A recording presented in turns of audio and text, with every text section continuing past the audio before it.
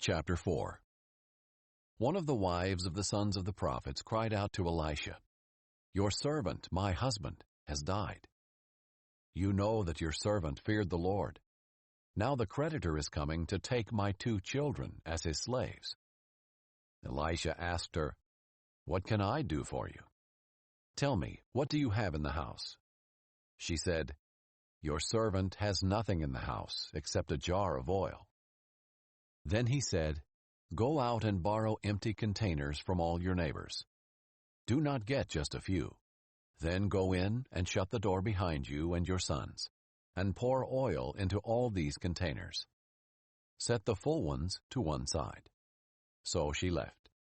After she had shut the door behind her and her sons, they kept bringing her containers, and she kept pouring. When they were full, she said to her son, "Bring me another container." But he replied, "There aren't any more." Then the oil stopped. She went and told the man of God, and he said, "Go, sell the oil and pay your debt. You and your sons can live on the rest." One day Elisha went to Shunem. A prominent woman who lived there persuaded him to eat some food.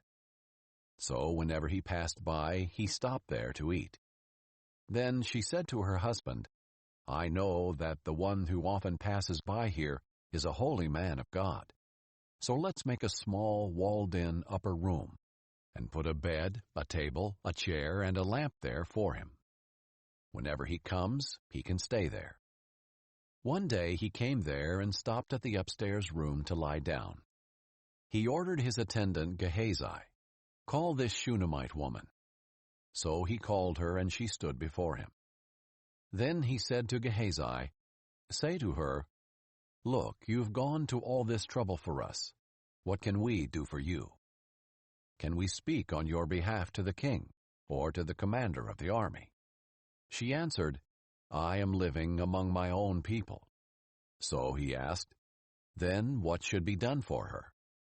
Gehazi answered, "Well, she has no son, and her husband is old." "Call her," Elisha said. So Gehazi called her, and she stood in the doorway. Elisha said, "At this time next year you will have a son in your arms." Then she said, "No, my lord, man of God, do not lie to your servant." The woman conceived and gave birth to a son at the same time the following year, as Elisha had promised her. The child grew, and one day went out to his father and the harvesters. Suddenly he complained to his father, "My head, my head." His father told his servant, "Carry him to his mother." So he picked him up and took him to his mother. The child sat on her lap until noon, and then died. She went up and laid him on the bed of the man of God, shut him in, and left. She summoned her husband and said, "Please send me one of the servants and one of the donkeys, so I can hurry to the man of God and come back again." But he said, "Why go to him today? It's not a new moon or a Sabbath." She replied, "It's all right." Then she saddled the donkey and said to her servant, "Go fast. Don't slow the pace for me unless I tell you." So she came to the man of God at Mount Carmel. When the man of God saw her at a distance, he said to his attendant Gehazi, "Look, there's the Shunammite woman. Run out to meet her and ask, 'Are you all right? Is your husband all right? Is your son all right?'" And she answered, "It's all right." When she came up to the man of God at the mountain, she clung to his feet. Gehazi came to push her away, but the man of God said, "Leave her alone. She is in severe anguish, and the Lord has hidden it from me. He hasn't told me." Then she said, "Did I ask my Lord for a son? Didn't I say, 'Do not lie to me'?" So Elisha said to Gehazi, "Tuck your mantle under your belt. Take my staff with you, and go. If you meet anyone, don't stop to greet him. And if a man greets you, don't answer him. Then place my staff on the boy's face." The boy's mother said to Elisha, "As the Lord lives, and as you yourself live, I will not leave you." So he got up and followed her. Gehazi went ahead of them and placed the staff on the boy's face, but there was no sound or sign of life. So he went back to meet Elisha and told him, the boy didn't wake up. When Elisha got to the house, he discovered the boy lying dead on his bed. So he went in, closed the door behind the two of them, and prayed to the Lord. Then he went up and lay on the boy. He put mouth to mouth, eye to eye, hand to hand. While he bent down over him, the boy's flesh became warm. Elisha got up, went into the house, and paced back and forth. Then he went up and bent down over him again. The boy sneezed 7 times and opened his eyes. Elisha called Gehazi and said, "Call the Shunammite woman."